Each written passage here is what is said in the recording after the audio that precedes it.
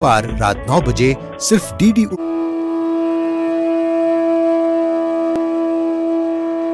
तारीख के पन्ने पलटो तो क्या क्या तस्वीरें रक्सा हैं, लाखों का लहू रक्षा रक्षा। अब इन पन्नों की जीनत है मीरास की खेती का सोना, जो इन नस्लों के हाथ लगा वो उन नस्लों का तोहफा है जो छूट गईं पर जिंदा हैं। तारीख के पन्ने फिर पलटो, फिर याद करो हर कुर्बानी, मीरास की खेती का कुंदन दामन दामन भरते जाओ, मीरास की खेती का कुंदन दामन दामन भरते जाओ।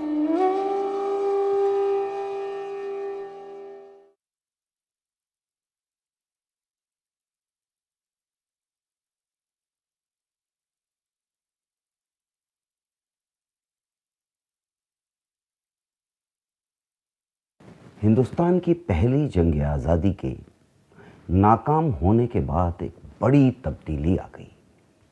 वो तब्दीली ये थी कि मदरसों, स्कूलों, कॉलेजों, यूनिवर्सिटियों में पढ़ने पढ़ाने वाले लोगों को ग़ुलामी की ज़ंजीरों का एहसास होने लगा।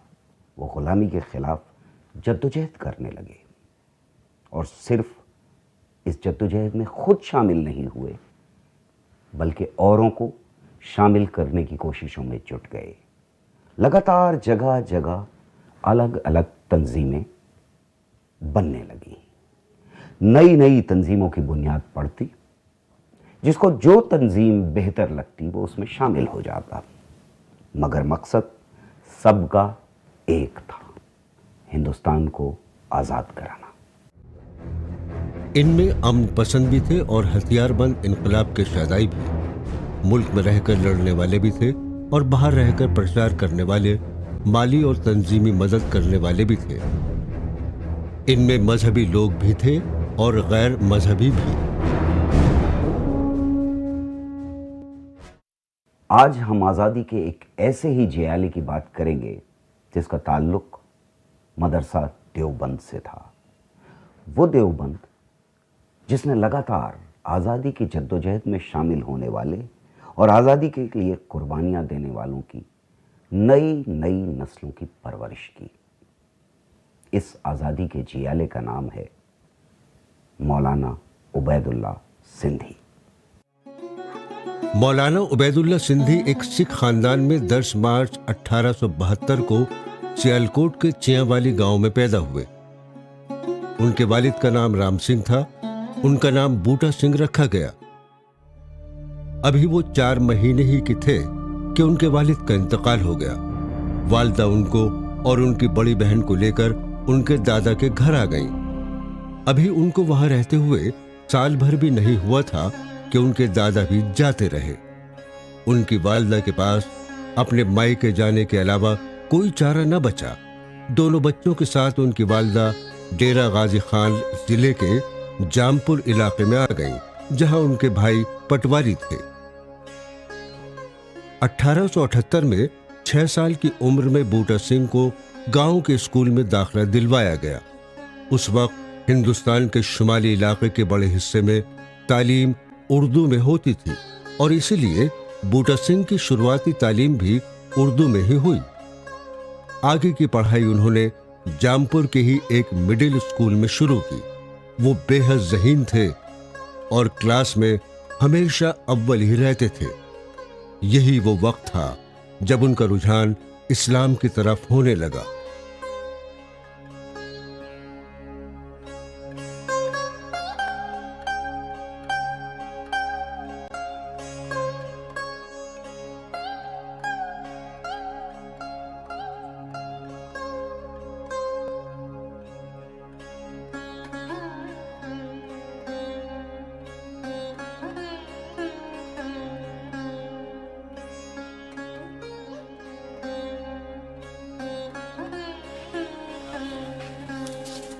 अरे पिछले कई दिनों से कौन सी किताब लिए घूम रहे हो? ये किताब? हाँ, किस मसले पर है ये किताब? ये तोहफतुल हिंद है, मौलवी साहब ने मुझे पढ़ने के लिए दी थी। बड़ी दिलचस्प मालूम होती है, मुझे भी देना ये पढ़ने के लिए। यार बूटा सिंह, पहले तुम पढ़ लेना, बाद में हम पढ़ लेंगे।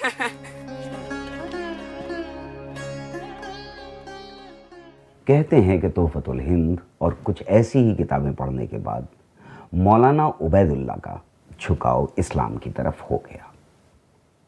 انہوں نے خاندان میں جب یہ ذکر کیا تو ان کی ماں اور بہن ناراض ہو گئیں، وہ گھر چھوڑ کر بھاگ گئے۔ 15 اگست 1887 کو انہوں نے اور ان کے دوست نے اسلام قبول کر لیا۔ اب جب اسلام قبول کیا تو نام کا سوال پیدا ہوا۔ تحفۃ الہند کے مصنف کے نام پر ان کا نام رکھا گیا عبید اللہ اور ان کے دوست کا نام عبد القادر۔ کہتے ہیں کہ وہ جلد ہی سندھ چلے گئے اور وہاں انہوں نے عربی پڑھنی لکھنی سیکھی۔ بھرچنڈی کے حضرت حافظ محمد صدیق کے شاگرد ہو گئے اور سندھ کو اپنا گھر بنا لیا۔ 17 سال کی عمر میں عبید اللہ سندھی دیوبند آ گئے، جہاں انہوں نے شیخ الہند کی سرپرستی میں تعلیم حاصل کی۔ اس تعلیم کا اثر ان کی زندگی پر، ان کے کردار پر تاعمر قائم اور نمایاں رہا۔ یہیں انہوں نے قرآن، حدیث، فقہ اور منطق پر گہری پکڑ حاصل کی، اس کا گہرا مطالعہ کیا۔ وہ ہر امتحان میں اول آتے رہے۔ شیخ الہند کی ہدایت پر وہ گنگوہ چلے گئے، جہاں انہوں نے رشید احمد گنگوہی کی سرپرستی میں اپنی تعلیم جاری رکھی۔ عبید اللہ سندھی گنگوہ سے سکر، جو آج کل سکھر کہلاتا ہے، آ گئے۔ یہاں آ کر انہوں نے اسلامیہ ہائی اسکول کے ماسٹر مولانا محمد عظیم اللہ خان کی بیٹی سے نکاح کر لیا۔ اس نکاح میں ان کی والدہ اور بہن بھی شامل ہوئے اور خاندان ایک بار پھر جڑ گیا۔ پڑھنے کی خواہش اب بھی پوری طرح برقرار تھی اور سندھ اور اس کے آس پاس کا کوئی ایسا کتب خانہ نہیں تھا جہاں جا کر وہ پڑھے نہ ہو۔ شاہ ولی اللہ کو انہوں نے بڑی دلچسپی سے پڑھا اور ان کو اپنا امام مان لیا۔ سندھ سے انہوں نے واپس دیوبند کا رخ کیا، جہاں انہوں نے حدیث اور فقہ پر مضمون لکھے۔ دیوبند میں وہ زیادہ دیر نہیں ٹکے، انہیں سندھ کی مٹی بلا رہی تھی، وہ وہیں بسنا چاہتے تھے۔ وہ سندھ امروٹ پہنچے، جہاں انہوں نے عربی اور سندھی کی نایاب کتابیں اکٹھا کی اور ان کا مطالعہ کیا۔ ان کی دلی تمنا تھی، ان کا ایک خواب تھا کہ وہ اپنے تجربے اور اپنے مطالعے کی روشنی میں ایک نئے نصاب کے ساتھ اسکول یا مدرسے کا قیام کریں، مگر مالی حالات نے ان کا یہ خواب پورا نہ ہونے دیا۔ وہ مولانا اسد اللہ کے مدرسے میں پڑھانے لگے۔ 7 سال تک وہ تعلیم اور درس دیتے رہے اور تب شیخ الہند نے انہیں واپس دیوبند بلا لیا۔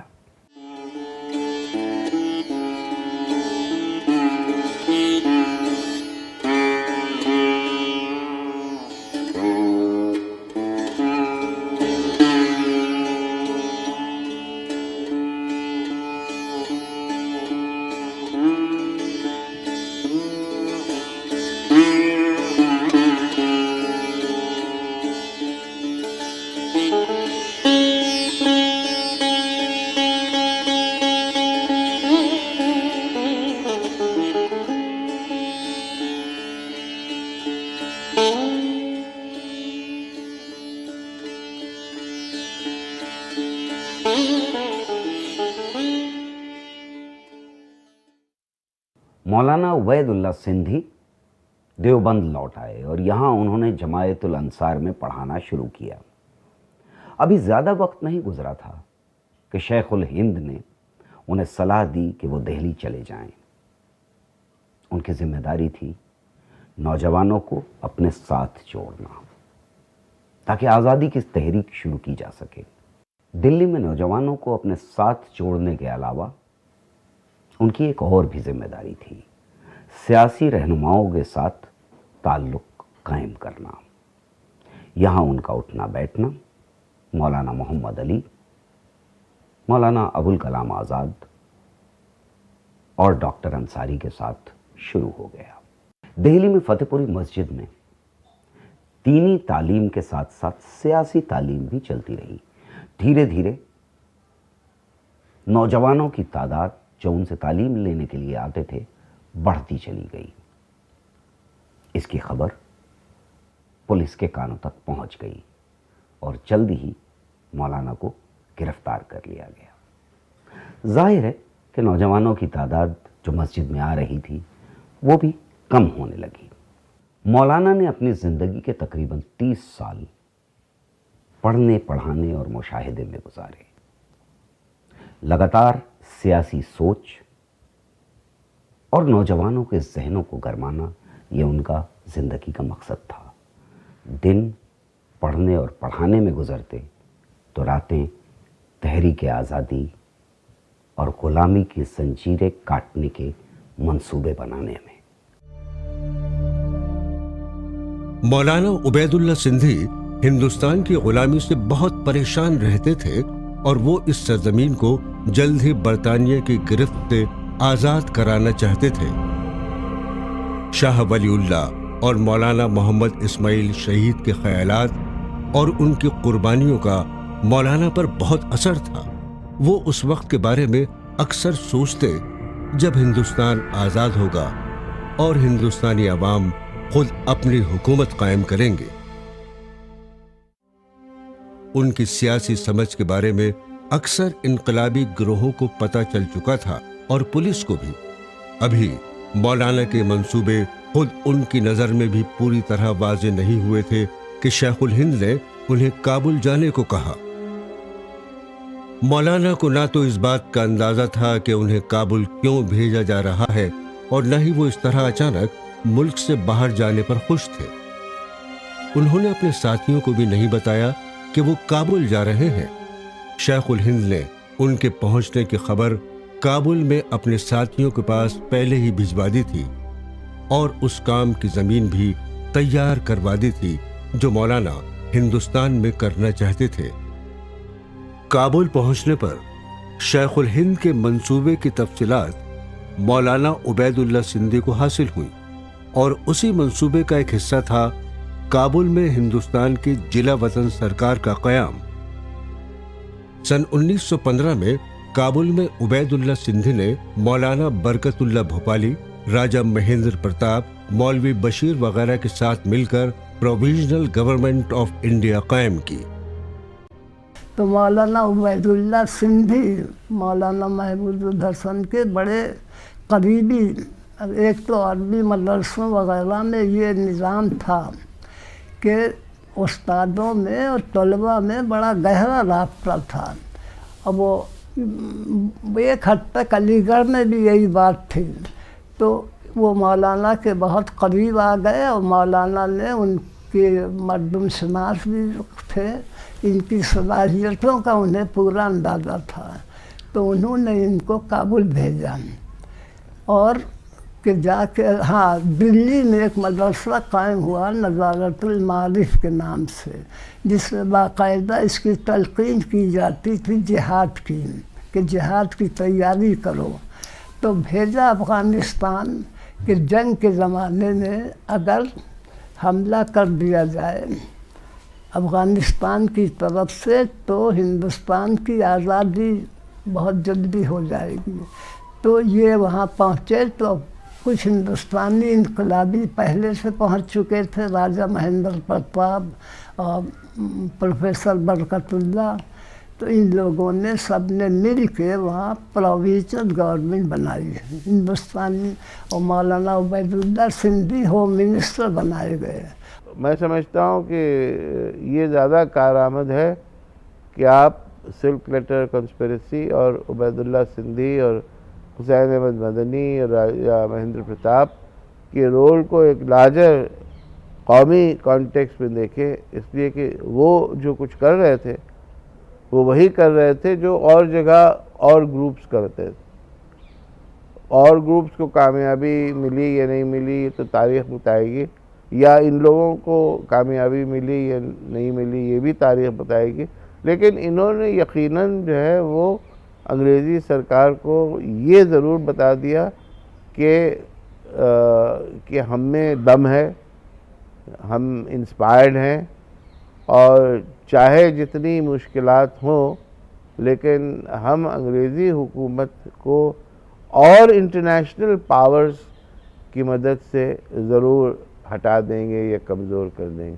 تو سلک لیٹر کنسپریسی کی، جس میں عبید اللہ سندھی کا بڑا ہاتھ تھا، سلک لیٹر کنسپریسی کی میں سمجھتا ہوں اہمیت اس لیے ہے کہ اس نے ہندوستان کی آزادی کو ایک گلوبلائز کرنے کی کوشش کی۔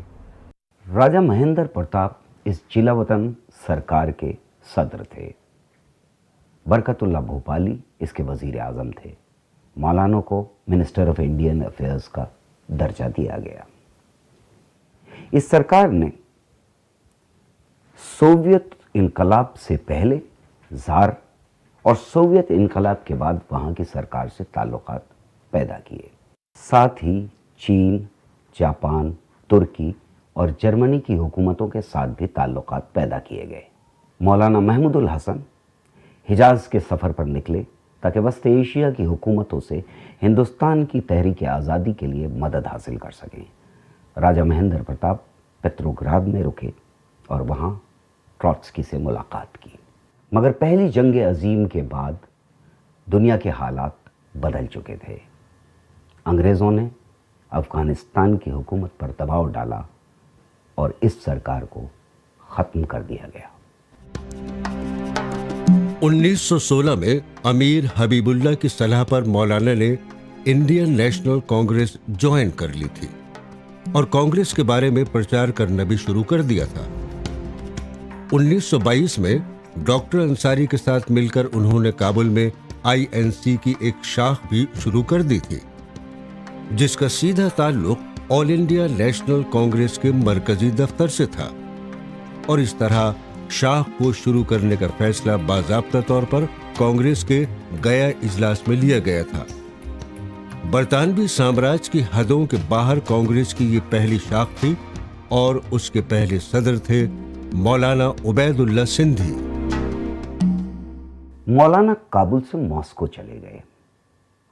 سوویت حکومت ان کے سامراج مخالف رویے سے اچھی طرح آشنا تھی، اور اسی لیے سوویت حکومت نے مولانا کا بڑی گرم جوشی کے ساتھ استقبال کیا۔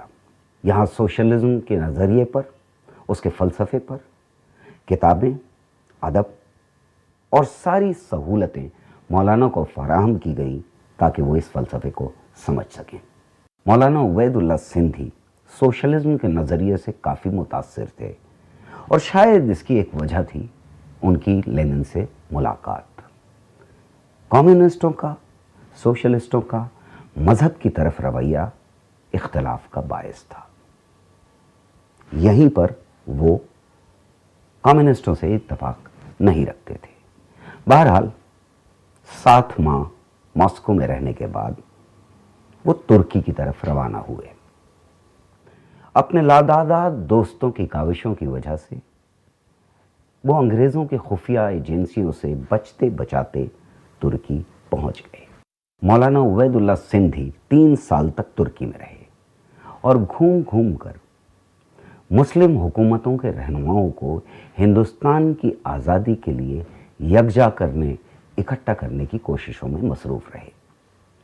انہی دونوں وہاں مسلم ورلڈ کانفرنس ہو رہی تھی۔ مولانا نے فیصلہ لیا کہ وہ اس موقع کا استعمال ہندوستان کی آزادی کے مقصد کو اجاگر کرنے میں ضرور لگائیں گے۔ عبید اللہ صاحب، یہ سب تو ٹھیک ہے، پر آپ کو اچھی طرح سے معلوم ہے پوری برطانوی خفیہ ایجنسی آپ کے پیچھے ہے۔ آپ جیسے ہی اس دیش سے باہر نکلیں گے آپ گرفتار ہو جائیں گے۔ ہم نہیں چاہتے کہ آپ کے ساتھ ایسا کچھ ہو۔ درست فرمایا آپ نے جناب، پر برطانوی سرکار کب ہمارے پیچھے نہیں تھی یہ بتائیے؟ وہ کل بھی تھی اور آگے بھی رہے گی۔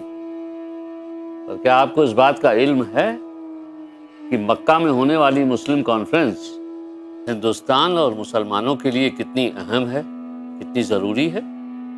جی ہاں، یہ تو ہے۔ ہم وہاں جا کر تمام دنیا کے اسلامی سیاستدانوں کے آگے مسلمانوں کی مشکلات اور ان کے سمادھان پر بات کریں گے۔ اب بدلاؤ بہت ضروری ہے جناب۔ اب اگر بدلاؤ کی پہل نہیں کی گئی نا تو آتے وقت میں ہماری قوم کو ایسی ایسی دقتوں کا سامنا کرنا پڑے گا جس کا ممکن ہے کوئی حل ہی نہ ہو۔ اور ایک بات، اگر سارے مسلم سیاستدان ہندوستان کے حق میں کھڑے ہو جائیں نا تو آزادی کوئی زیادہ دور نہیں، ہماری مٹھی میں ہو۔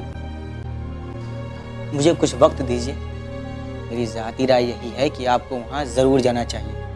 میں آپ کے کاغذات تیار کرواتا ہوں۔ جی ضرور، بہتر ہے۔ برطانوی خفیہ ایجنسی کی پوری نظر عبید اللہ سندھی پر تھی۔ انہیں چکمہ دینے کے لیے وہ ترکی سے اٹلی گئے اور وہاں سے مکہ جانے کی کوشش میں لگ گئے۔ بڑی مشکلوں سے عبید اللہ مکہ پہنچے، لیکن تب تک ورلڈ مسلم کانگریس ختم ہو چکی تھی۔ بہرحال وہ ان مسلم رہنماؤں سے ملنے میں کامیاب ہو گئے جو وہاں رکے ہوئے تھے۔ مکہ میں رہتے ہوئے انہوں نے وہاں کے کتب خانے جانا اور مسلم علماء سے ملنا جاری رکھا۔ وہاں انہیں الگ الگ ملکوں کے مسلمان ملے جن کے یہاں اسلامی سرکاریں تھیں۔ ان کے تجربات کے بارے میں بات چیت کرنا مولانا کے لیے کافی مددگار ثابت ہوا۔ ادھر ہندوستان میں گورنمنٹ آف انڈیا ایکٹ 1935 پاس ہوا، جس کے تحت یہ امید کی جا رہی تھی کہ عوام کے چنے ہوئے نمائندے ہی صوبائی اور مرکزی سرکاروں کو چلائیں گے۔ یہ بھی صاف صاف نظر آ رہا تھا کہ اب ہندوستان کے عوام سیاسی طور سے بیدار ہو رہے ہیں۔ 1936 میں آل انڈیا نیشنل کانگریس اور دوسری تنظیموں نے آواز اٹھائی کہ عبید اللہ سندھی کے ہندوستان لوٹنے پر لگی پابندی فوراً ہٹا لی جائے۔ بڑی مشقت کے بعد 1 نومبر 1937 کو مولانا کے ہندوستان واپسی پر لگی پابندی ہٹا لی گئی اور 1 جنوری 1938 کو انہیں ہندوستانی پاسپورٹ دے دیا گیا۔ 24 سال بعد یعنی 1939 میں مولانا عبید اللہ سندھی کراچی لوٹ آئے۔ ہندوستان آنے سے پہلے مولانا یہ منصوبہ بنا چکے تھے کہ نوجوانوں کو کس طرح آزادی کی تحریک میں شامل کیا جائے گا۔ ہندوستان آتے ہی انہوں نے گھوم گھوم کر تقریریں کرنا شروع کی اور ساتھ ہی اخباروں میں لکھنا شروع کیا۔ کراچی اور سندھ سے جلدی ہی باہر نکل کر انہوں نے آزادی کا پیغام دینا شروع کیا۔ یہ آزادی کا پیغام لے کر وہ کلکتہ بھی گئے۔ جلدی ہی انہوں نے ایک نئی پارٹی کی شروعات کی جس کا نام جمنا نرمدا سندھ ساگر پارٹی رکھا گیا۔ اس کے دفتر دہلی، کراچی اور لاہور میں کھولے گئے۔ مولانا اس بات پر لگاتار زور دیتے رہے کہ آزادی کی تحریک کا مقصد صرف آزادی حاصل کرنا نہیں ہے۔ انہیں احساس تھا کہ آزادی کے بعد اقتصادی اور سماجی تبدیلیاں بھی نظروں میں رہنی چاہیے۔ وہ لگاتار ہندو اور مسلم اتحاد پر زور دیتے رہے۔ وہ ایک ایسے ہندوستان کا تصور پیش کر رہے تھے جس میں سب کی شمولیت ہوگی، جس میں ہر شہری برابر ہوگا۔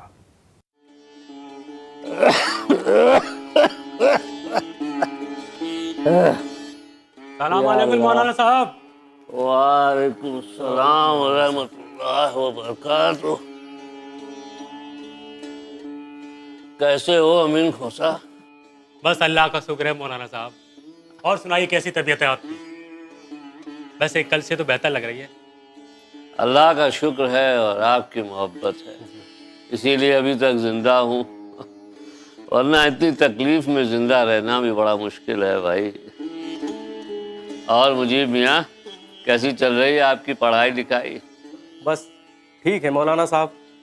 اور کیسے ہیں سیاسی حالات اس ملک کے بھائی؟ دیکھنا امین، ان مذہبی طاقتوں کی وجہ سے ملک کے ٹکڑے ہو جائیں گے۔ अरे इन कमबख्तों को मालूम ही नहीं, अरे ये लोग जानते ही नहीं हैं कि मजहब का मतलब क्या होता है। मुल्क के टुकड़े, और वो भी मजहब के नाम पे। अरे सरासर सियासत है ये।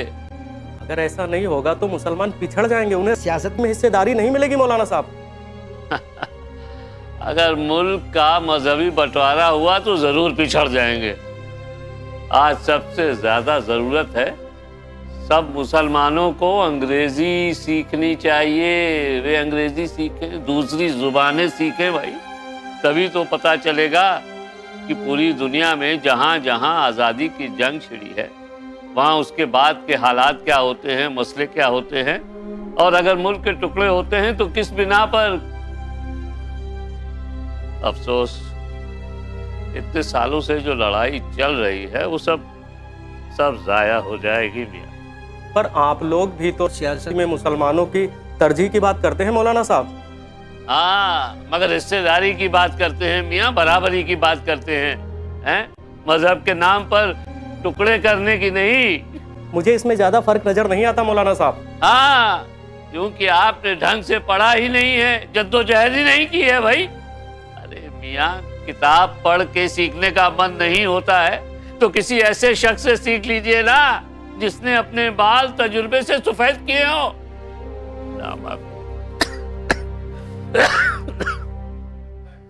मौलाना कराची में थे। उनकी तबीयत अक्सर ख़राब रहती। लगातार मशक्क़त, मुल्क से दूर रहना, जद्दोजहद और आज़ादी की लड़ाई में मशक्क़त उठाते रहना, उम्र के साथ साथ ये चीज़ें उनकी सेहत पर पूरी आबोताब के साथ असर डालने लगी थी। बेहद मना करने के बावजूद मौलाना जब ज़रा बेहतर होते सिंध में तकरीरें देने निकल पड़ते। सिंध में एक बार उनकी तबीयत ख़राब हुई। उनकी बेटी उन्हें दीनपुर ले आई। यहाँ उनका इलाज शुरू हुआ। 22 अगस्त 1944 को आज़ादी के इस जांबाज सिपाही ने आखिरी नींद सोने का फैसला कर लिया। उबैदुल्लाह सिंधी की शख्सियत जो है वो बड़ी दिलचस्प शख्सियत है, इसलिए कि वो यहाँ से जब आज़ाद हुए तो बहुत दिन तक वो बाहर रहे, हिंदुस्तान के बाहर रहे, और उस वक्त जो खिलाफत तहरीक और जो दूसरी तहरीकें हिंदुस्तान में हो रही थी उसमें उनका कोई बहुत गहरा ताल्लुक़ नहीं रहा। लेकिन उसके बाद जो है उन्होंने जो मज़ामीन लिखना शुरू किए जो कि मुख्तलिफ रसायल में छपते थे, उसमें उनकी सियासत ने एक रुख लिया, और वो रुख जो है वो सोशलिज़म की तरफ था।